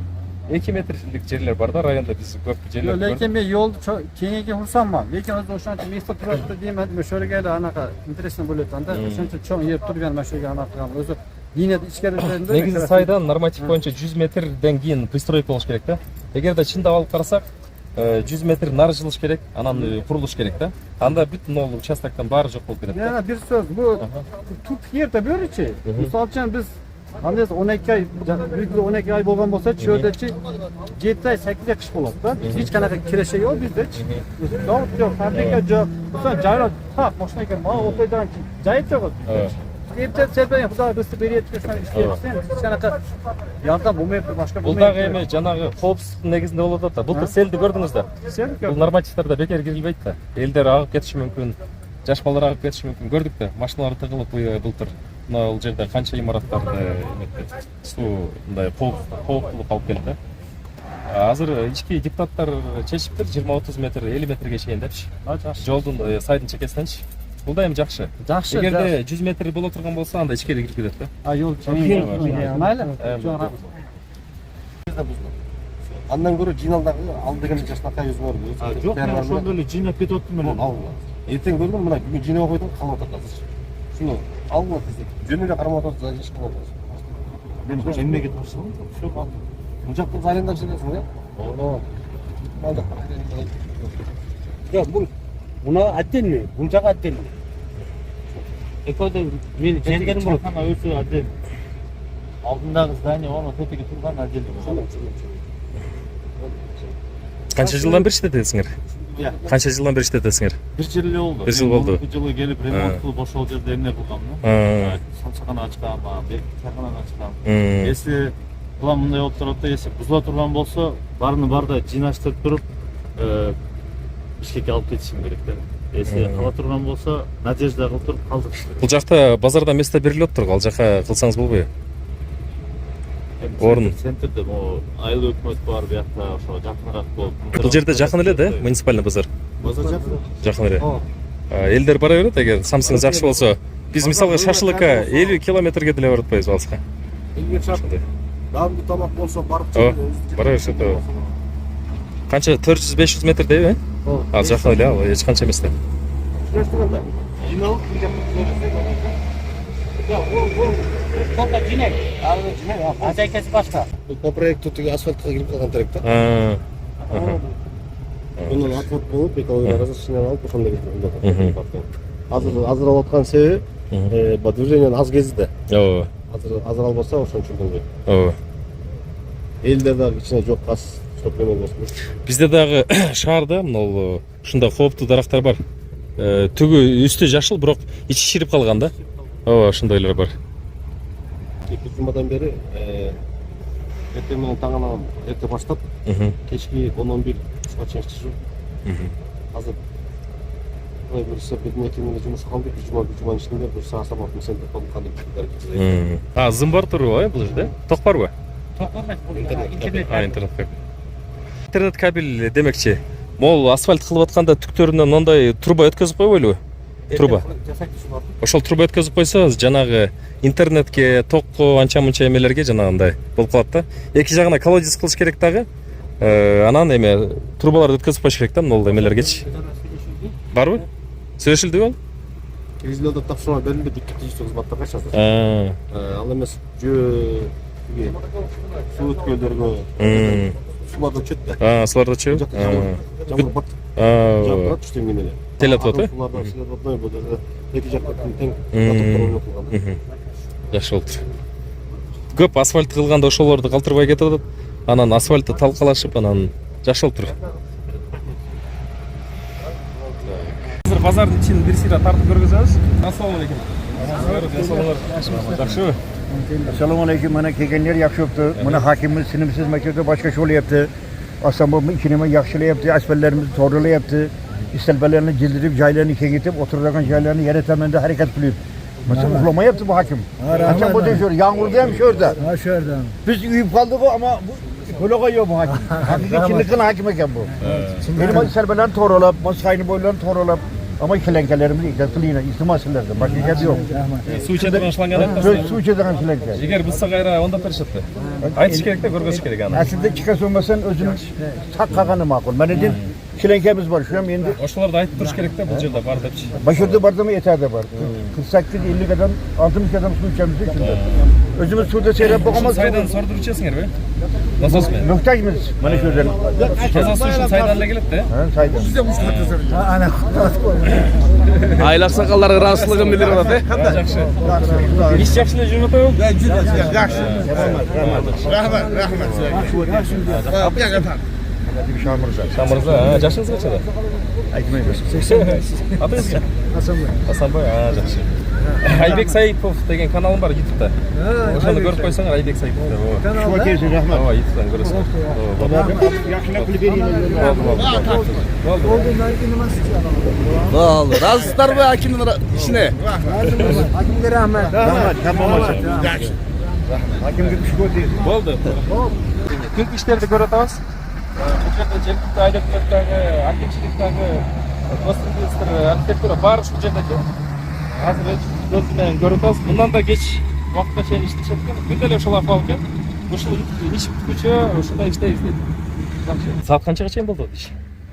Saat 12'ye çeyin işte. 12 чейин иштеп атасыңарбы? Жакшы. Айыл өкмөттүн техникасыбы же акимчиликтики? Бул техника. Айыл өкмөттүкү, жакшы. Акимчиликтен кайсы техникалар келди? Akimçilikten o asfalt demeleri, graderler. Өзүңүз бул жерде жашайсыз? Ооба. Жакшы. Айлыгыңыз канча? Негизи айыл өкмөт ишин кылып жүрөсүз да бул жерде? Ооба. Жакшы. Ишиңизге ийгилик. Жакшы, рахмат. Айбек, менде бир суроо бар. Мисалы үчүн, элдин баарынын вниманиясын билген бул Ош шаарынын мэри болуп атат да. Элдин баарынын жанагы эртең менен эрте турупчу. Ал эми Базар Коргондун шаарынын мэри, акими саат 11-12 чейин иштейт экен да. Буга болгон комментарийиңиз кандай? Бул жакшы жөрөлгө. Бардык эле ошол Оштун мэриндей, биздин райондун акиминдей иш жүргүзсө, бул жакшы. Бул эле эмес, биздин шаардын мэри да ошондой иш кылып атат. Болгон азыр жарыктыкка чыкпай атат да. Бардык эле ошону мисал катары кылып, башкаларга мындай мисал болсо, алар да ушундай иштесе, Кыргызстан бат эле өнөгөт да. Айтыр. Урматтуу биздин эл башчылары, урматтуу эл өкүлдөрү сиздерге дагы сунуш, сиздерге дагы чоң рахмат. Дагы да болсо президентибиз Садыр Жапаров ошондой эле Кантип Кыршаевичке дагы сонун демилгелерди көтөрүп, азыр эл өкүлдөрү, мамлекеттик биздин өкүлдөр ушундай бир саат 11-12ге чейин, анан эртең менен эрте саат 6-дан баштап жумуш баштайт экен. Мен атам айтып калат эле, илгери илгери колхоздун башчылары эртең менен саарылап туруп алып, резинка өтүгүн кийип алып, ушинтип иштешет эле депчи.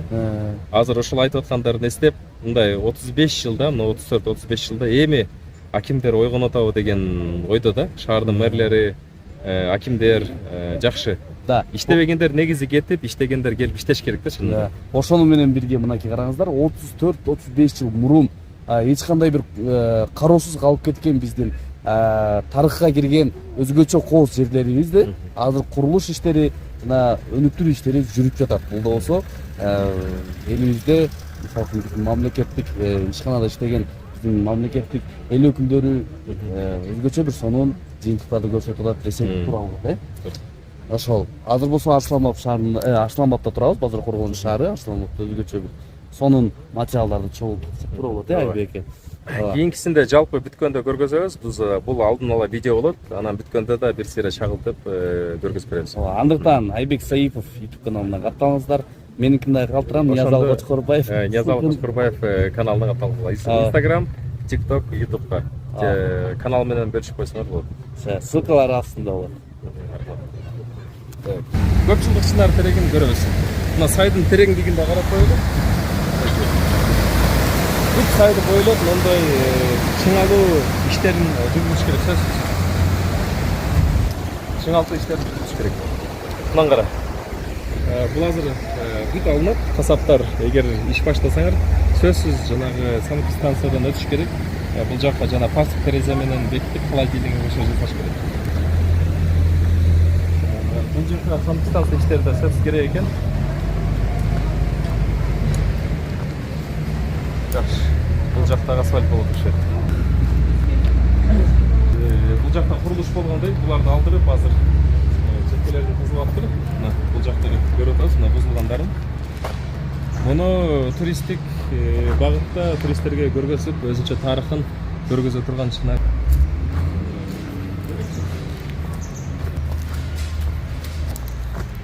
Тугандар карагыла, кандай баалуу чынар. Мына үстүнөн мындай көргөзүп. Мындай карап көрсөй, сыйда экен. Муну атайын коргоого алыш керек экен бул жерде. Коргоп, бордюр менен анан четине жазып, өзүнчө тарыхын жазып бул жерге туристтерге көргөзө турган жай экен. Бул жерде курулуштагы нерселерди дагы снос кылып алып, уже бул жерде бошотуп атышыптыр атайын. Мынакей. Бул жерде мына жерде тандыр болгондой, башкалар болгондой, бул жакты бузуп тур. Бул акимдин жеке демилгеси менен ушуларды коргоого алуу боюнча. Мына кара, үстү караш, кандай таза, сонун. Кандай гана нерсени көргөн эмес. Бул андан дагы мындай көптөн тура келендигин кара. Буларды кошумча мускага жебирбей, дарлап, бул жака коргоп койсо, андан да жакшы болот. Бул жерде 3 эгерде келендигин алсак 5-6 флаш турат келендиги. Аябай баалуу экен. Мындай чынар теректер өтө сейрек кездешет. Булар да бара-бара ошондой болот да. Мына мында да бири бар экен. Эң негизи Арсланбап атанын күмбөзү бул жерде. Музей кылып койсо болот.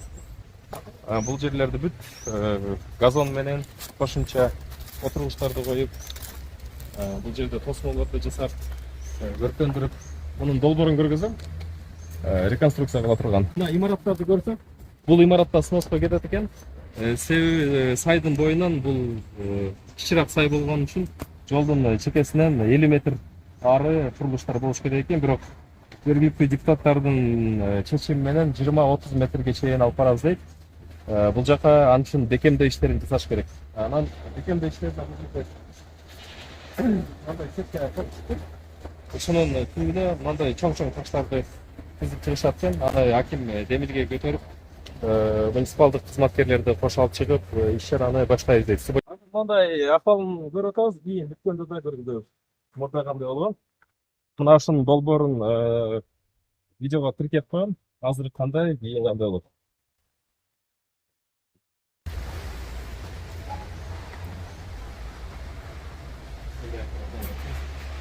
Зыярат адеби, кылынуучу тартиби.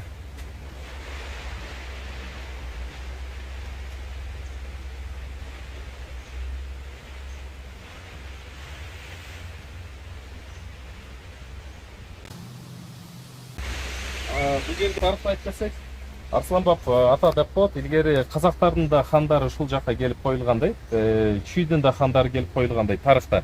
Жергиликтүү аксакалдардын айтымында кыргыздын баатырлары, эл башкарган азаматтар ушул жакка коюлган деп айтылат. Бул мечитте да жаңылаш керек экен. Кыскасы туугандар, Арсланбапты жана Швейцарияда кылып туристтик зонага айландырсак, бул бир эле районго эмес, республикага аброй алып келет. Бюджеттин өсүүсүнө дагы жардам берет. Канчалаган жумуш орундар пайда болот. Көп жарандарыбыздын ички сырткы миграциянын тоосуна да жардам берет. Анан өзгөчө дагы кошумча айтып коеюн, 34 жыл, 35 жыл болуп атат. Буга чейин бир да администрация башчысы мынау райондо ушул Арсланбапка ушундай көңүл буруп келбегени анык эле азыркы иш-чараларда көрсөк болот да. Ооба туугандар, чындыгында азыркы учурдагы биздин бийлик өкүлдөрүнө дагы ыраазычылык керек айтсак болот. Себеби 34 жылдан бери эч кандай бир курулуш иштери же болбосо кеңейтүү, өнүктүрүү иштери бир да болбогон болсо, ошо окшогон жерлерибизде биздин тарыхый жерлерибизде азыркы учурда өзгөчө бир сонун өнүгүүлөр жүрүп жатат десек болот. Өзүңүздөр көрүп эле келатасыздар, азыр да болсо дагы сонун жерлерди көрсөтөбүз, айтайын. Дагы чогуу биргеликте бөлөбүз. Бир эки сөзсүз айтып коебуз. Техниканы көргөзүп койсоң болот. Азыр ошо күнү ушундай иштер жүрүп атат бул жерде.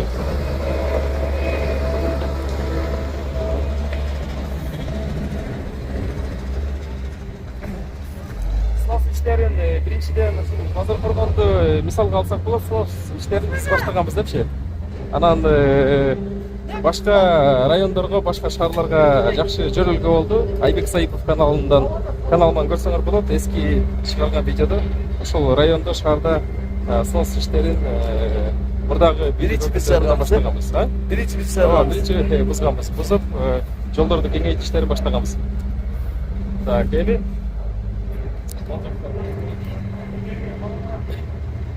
бул жерде жанагы орду жоготулгандарга башка жактан муниципалдык базар ачып, ошол жакка орун берет экен.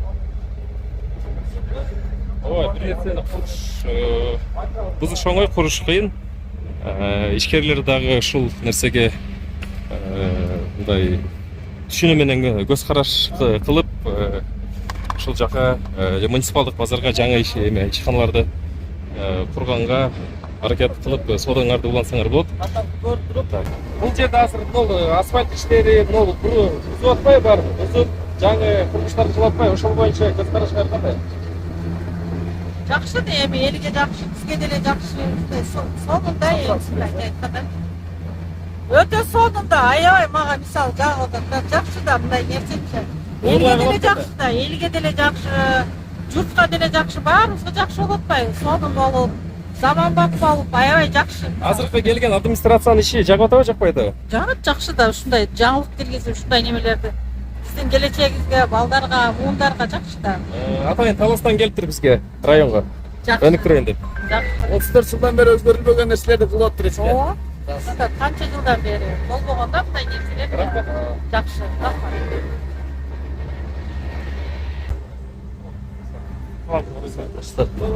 Курулуш иштери эл кандай кабыл болуп атат? Жакшы, өтө сонун. Сонунбу? Өтө сонун. Өтө кубанычтуу адамдар. Буга чейин негизи мурда администрация мындай иштерди жасаган эмес, туурабы? Жок. Мурун мындай жолдор жасаган, бирок сапасыз жолдор жасап кеткен. Жалпы техника да келген эмес. Жок, аякта мындай техникаларды эми көрүп атабыз да. Жакшы, Кудайга шүгүр. Эми муниципалдык жерден базар жасалып атыптыр, ачылып атыптыр. Ал жака мына ишкерлер ошол жака өзү ыраазы элеби? Ошол жаңы базарда. Анысын билбейт экенмин менчи. Анысын билбейм. Ошол бузулгандар бар жок бул жерде азыр? Не кылгандар? Бул имаратта бузулгандардын ээлери бар бул жерде азыр? Жок. Бери жок азыр. Имаратты бузулган ээлери жок.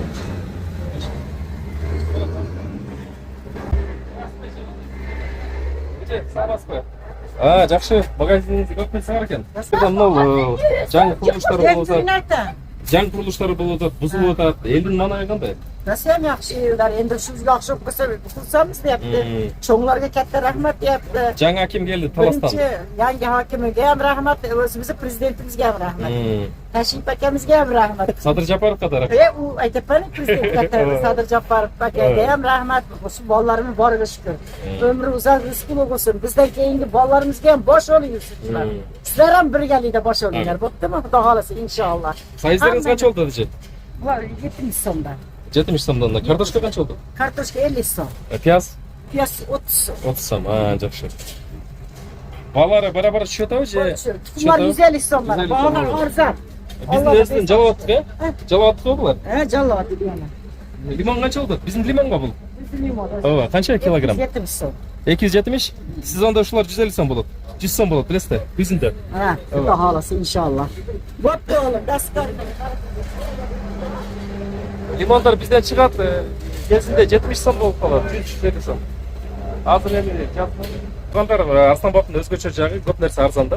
50 da iymanda ana ko'p tovarlarga бағаны o'ta qimmat qo'shmaydi. Hozir shuni bahsi 50 so'm. Arslonbob ellar rahmat.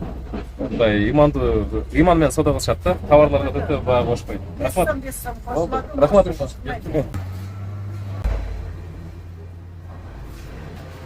Туғандар азыр сыртта biraz техника жүреді, бұл ойда. Бұл жақ Lord Construction компаниясының директоры, Дасан деген жігіт. Бұл жолдың құрылуында малымат беріп қойса бар. Категориясы бойынша, жолдың қалыңдығы бойынша, ешқашан башталды, қашан бітеді. Бұл жолдың немесі башталғаны это бір 10 күн болып қалды. Демонтажы основания күтіліп жатыр. Ертеңден уже асфальтқа даяр. Асфальт қалыңдығы 7 сантиметр болады. Бүгінгі 15-20 основаниясы. Одан кейін новый ичи жолдары 6 метр ширинасы. Ортада главный жолды 4 метр, 8 метрден. 8 метрден болады. Анан основной 9 метрден болған жер бар, дейдач 9 жарымдан. Кейін аллея башталат, ошында уже 8-ге 4 метрде қысқарып кетті уже. Жан жол болады, тротуар? Тротуар болады, лоток болады, ортада освещениялар болады. Ортада зелениялар болады. Анан мысалға большой груздарды өткізбегенге бұл жерге мындай чектелер қойылады, мындай отметкалар, белгілер қойылады, ооба. Қайырлы өтө чоң груздар келсе жол бұзылып қалышы болады. 600 қойылады, 7 сантиметр белесі қойды. Суға 6-7 тонна қойылады. Пешеходтар, полоса барды числап берілмесе. Светофор болады? Светофор болады. Штраф видеокамерада қойып қойыш керек екен сәйсі. Безопасный Арслонбоб. Жақсы. Анан туғандар жолды итат қылғыла өте большой грузмен өтпөгілі. Асфальт көпке қызмат қылсын. Егерде Осик 11 тонна болса, бұл асфальт көтербейді. Ошон үчүн мындай бул ички жолдор болгон үчүн жүктү этият кылып, жанагы тараза болбойбу бул жерге. Эгерде большой груздар болсо, штраф сөз жазыш керек бул жерге. Эми знакты коюш керек. Ооба, белгилүү. Штраф жазып коюш керек.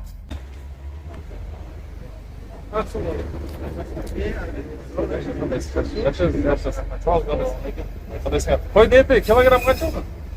650 да? Килограмм ет қанша болды туған? 650? Малдықы ше?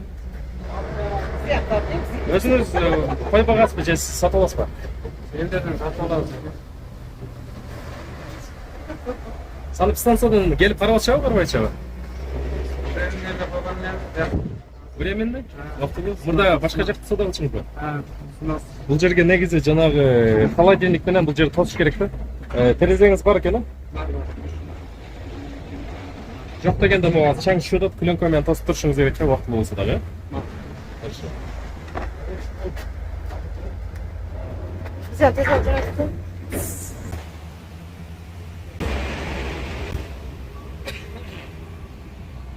бетон менен жақшы ышықтаса, жақшы шағал екен. Ышықтаса, жақшы эле қоопсуз эле болот. Мына атайын көрсөз, ол жерге азыр жасаш үчүн монтоп бекитип коюптур. Жакшы, иш башталды. Чынар Тереке азыр райондун башчысы менен келип бир угайлы комментарийсин.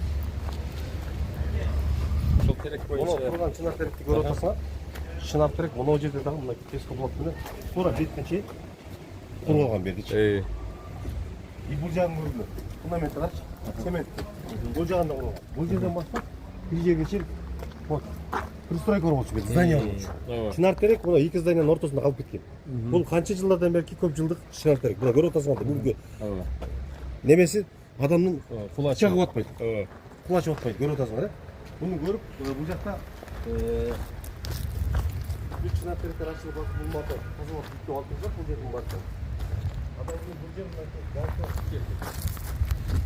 бул мечиттин ар жагынан баштап тоонун капталында бүт бартең мазар мына Астама мазары. Бул мазарда мынакей бул жердин бартең мурда плитамен тосулган эле. Плитамен тосулган болчу, бул жерде азыр мынакей көрүп атасаң туян отурушкан бул жердечи. Туян менен отуруп бул жердин матака. Бул жерде жарык болчу. Бул жак бетинде навайкана болчу да. Кирип келаткан адамга бул жерде навайканан нан сойгон, бул жагынан болсо дараткан жытылып турган. Анан кирип келгенде эле бул жерден аксакалдарга айттык, бул жерден аксакалдар кармап айттык. Биз ушул жерибизде ар жагында отурган тапчанда сүйөлөр бар экен, биз отурган жерде ушуну бизге калтырып бер деди. Бул жер эмне жер десем, бул жер Астама базар деди. Аксакалдар анда базарбы же базарбы дедим бул жерчи. Келгиле ушул жерди бир ретке келтирелик.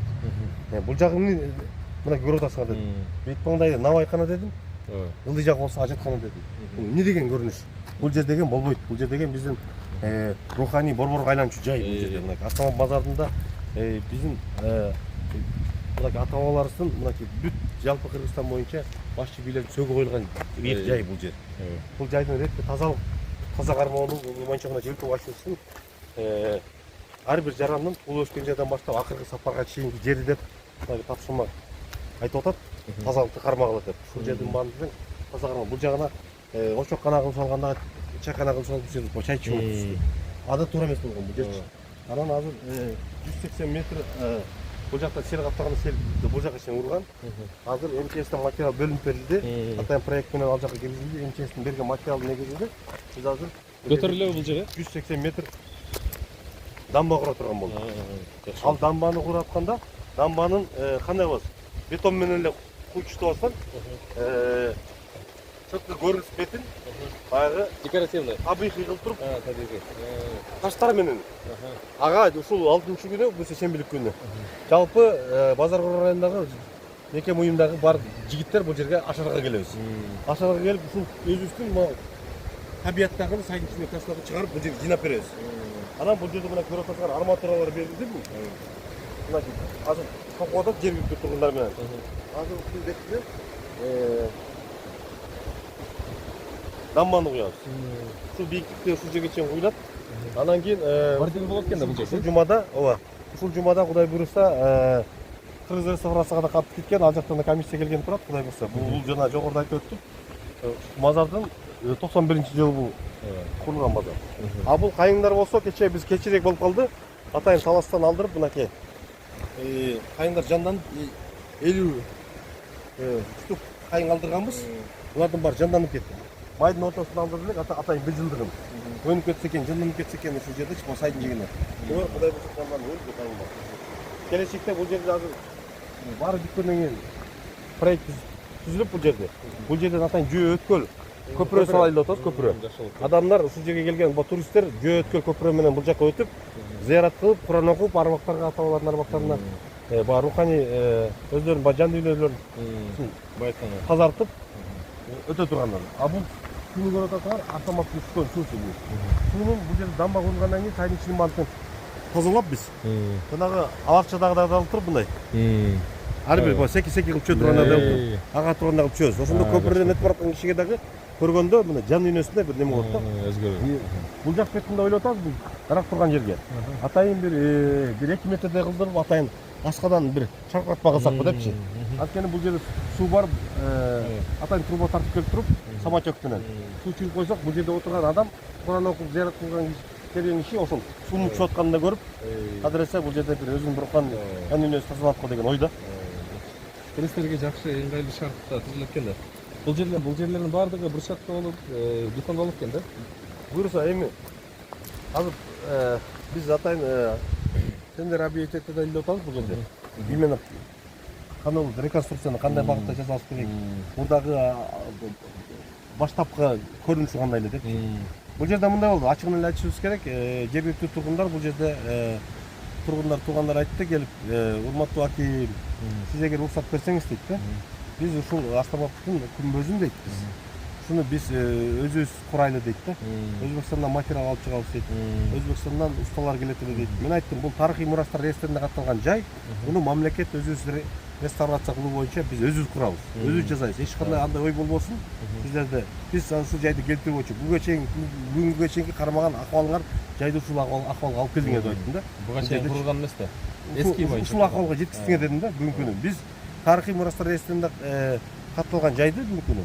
Шуну талаптагыдай кылабыз Кудай билсе. Жакшы. Мындай дейм, азыр бүгүнкү биздин Академия наукада кат жөнөтүлдү.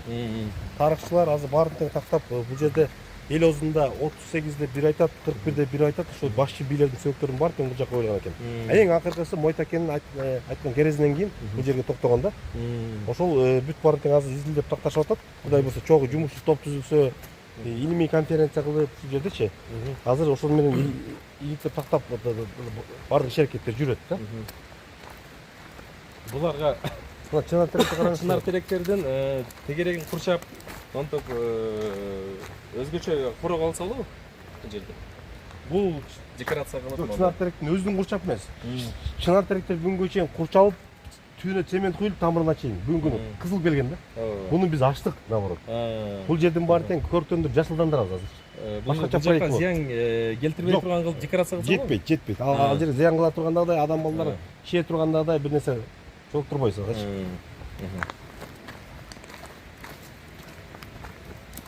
Жанагы ушундай эмелерге мен эмелерде көрөм да, зона деп туруп жана тосуп коет, адамдар кире албайт да ичине. Сырттан карашат. Заповедный зона да, э? Карабайсың, мурдун кирип турчу. Муну чейин зданиячы. Муну чейин здание. Муну зданиядан муну чыгып кеткен. Бүт тосулуп калган. Көрүнбөчү. Көрүнбөчү. Бул жерде тандыр болгон, а? Тандыр эмес. Мына жок. Жок. Тандыр ичинде. Бул жер окошкасын эле кылып койгон здание. Здание кадимкидей бийик здание 3 метр. Здание ушул жер пристройка менен турчу да. Жакшы, чоң иш жасап турсуз. Жакшы. Ишиңизге ийгилик. Мындай иштер дагы көп жасай бериңиз. Райондо дагы сос боло турган жерлер көп. Жанагы тартып кирип алган ошол жерлерге дагы кези келсе ал жакка да өтөсүз. Өзүңүз көрдүңүз го. Мындай экен да. Ар бир жаран менен жеринде барып туруп жеткиликтүү түшүндүрүштөрүн жүргүзүп маалымат айтсак түшүнөт да. Ооба, түшүнөт. Эгерде бул жердин жергиликтүү тургундары өзүңүз көрүп атасыз го. Айыл башчысы бар, айыл өкмөтү бар, дап мындай тике айта албайт да. Айтса, сакан эмне керек деген сөз айтып кеткен. Азыр бул жерден кече айыл өкмөтүнүн бир специалисти барып жанагы азыр мен алдырып аткан жерди айтса, сени эмне керек? Мен жериңе жеткизип коем деген ойлойт. Ал келип айтып атат, бүгүнкүнчө айта алган жок. Мисалы, бүгүн биз келдик, мыйзам жолун түшүндүрүп атабыз. Туура жасап аткан иш-аракет айтып атабыз, туура кабыл алып атат да. Биз жазайбыз дегенбиз, буга чейин иши. Жакшы. Бизде районда снос жеңил болот. Элдерди көрүп. Бул жерде эмне болгон? Жайма базар деп алып бизде. Бизде бүт парктын жай эле материалдарын илип кое берген. Келген туристтерге дагы биз кызматтык тейлөө сапатын жакшыртуу максатында мына агымдуу немени көрсөтөйүн деген уяласың. Бул жерде эми карасаңыз, азыркы моно турган неме бар да, костоо саткан магазин. Эртең алаттар бүт баарын жайып чыгарып атат бул жерге. Буну да айтып атабыз. Чапырып тура түшүнүш керек. Жерге разрешение алган, үстүнкү курулушта жок, эчтеке жок. Ошол учурда учурун берип койгон, бирок жеңишинен берип койгондор айта албай атат. Менин учурумда ошол кезде пул алды эле, мынча пул алды, тинче пул алды. Кана арызыңызды жазып бериңиз азыр. Тиздүү органдарга берейин десең, баары чейин артка качат, эч ким жазып бербейт. Жазгыла да келбейт. Бул бизде белгилүү Арстанбапка кеткен жол, Турбазага кеткен жол. Азыр кечки саат 11ден өтүп калды саат. Эгерде эң 5-категорияга тарканда да жолдун ортосунан 12 метр болуш керек да. Ошондо бул имарат бул жакка 12 метр жүрөт. Бул жак бир аз кененирээк экен. Ушуну мындай кенен туристтик жол кылсак, жан жол кылсак, жашылдандыруу, сел отводдор коебуз, бул жакта сел көп жүрөт. Жол чырактарын коюп, кадимкидей велодорожканы жасап, бир эле автоунаага эмес, адамдардын өтүүсүнө да жолду кеңейтип койсок, ушул Арстанбап элине эле пайда да. Ушул турган болсок, карагыла. 1, 2, 3, 4 эле гана метр да. Ичкериге дагы бир жок дегенде бир 7-8 метр кириш керек да, негизи. Ошондо өздөрүнө дагы мындай коопсуз болот да. Балдар мектепке өтөт, бала бакча, кары картаңдар, адамдын саны бул өсөт. Жыл сайын бул темпте турбайт. Жыл сайын өсө берет, туристтердин да саны өсөт. Ошон үчүн сиз жолду кеңейтишибиз керек да. Кеңейтпесе бул бойдон калган болбойт. Азыр жөө жүргүнчүлөргө дагы автоунаалар бак жүрөт дагы кооптуу жайлар жагдайлар пайда болот. Бул жерде авария болгондор да бар ушул жолдо. Ылдыйраак участкада дагы мындай иштер жүрүп атыптыр. Жакшы. Урматтуу Айбек Саипов YouTube каналынын катталуучулары, жалпы эле көрүүчүлөр, мынакей сиздер менен болгон чакан рубрикабыз аяктап жетти десек дагы туура болот. Көрүп жатасыздар өзүңүздөр, мынакей Арслан бабда кандай сонун өнүгүү иштери жүрүп жаткан. Ал эми бизден алыстабаңыздар, дагы да болсо саналуу күндөрдөн соң сиздер менен чогуу биргеликтеги жыйынтыгын көрмөкчүбүз. Андыктан каналга катталып, комментарий жазып, өз ой пикириңиздерди жазганыңыздарды унутпаңыздар. Андыктан саналуу күндөрдөн соң сиздер менен сонун жыйынтыкка күбө болмокчубуз. Амин. Түнкү кечки мына 23-тен 10 өттү. Техникалар дагы эле иштеп атат. Атайын калдык текшерип. Булар иштейби, иштебейби. Ал теректи азыр алышат экен.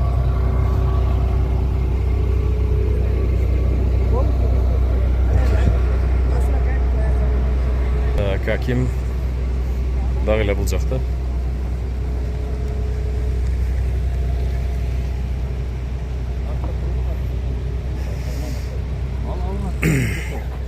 Атайын убакытты карап коеюн деп келдим да мынакей. 23-13. Иш дагы эле уланат. Мынакей. Сиздикин да көргөзүп коелу телефонду. Ачып болду. Биздин ошо Самсакан полный кетет. Самсакан кайсы? Так, мына 23, 13, 14 болду мына туугандар. Азыр бул теректи алышат экен, анан трамбовка болушат.